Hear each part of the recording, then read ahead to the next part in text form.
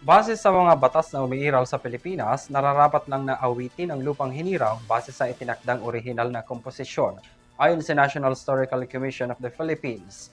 Nagugat ang pahayag na yan matapos makarating sa komisyon ang tila pagbago sa beat at remix nito na isinagawa sa isang rave party. Narito ang balita ni Graciela Corazon. Kinondena ng National Historical Commission of the Philippines or NHCP ang isang viral video na kung saan makikita na ginamit ang pambansang awitin ng Pilipinas sa isang outdoor rave party.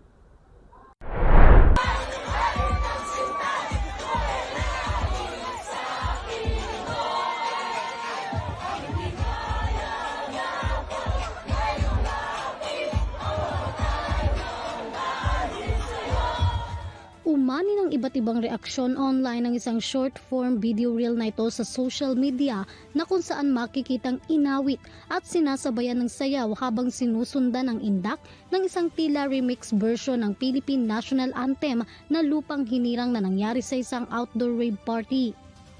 Hindi ito ikinatuwa ng National Historical Commission of the Philippines or NHCP.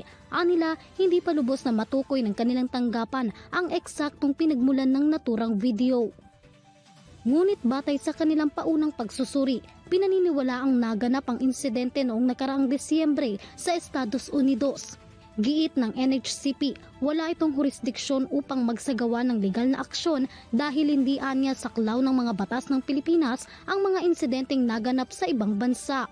Sa kabila nito, malinaw na nakasaad sa Republic Act No. 8491 o ang Flag and Heraldic Code of the Philippines na ang pambansang awit ng Pilipinas ay dapat awitin lamang ayon sa orihinal at komposisyon ni Julian Felipe at hindi maaaring gamitin bilang libangan o pang-aliw. Pinaalala rin ng komisyon na ang tamang paggamit, pagpapahalaga at paggalang sa pambansang watawat, sagisag at awit ng Pilipinas ay sumisimbolo sa ating kasaysayan.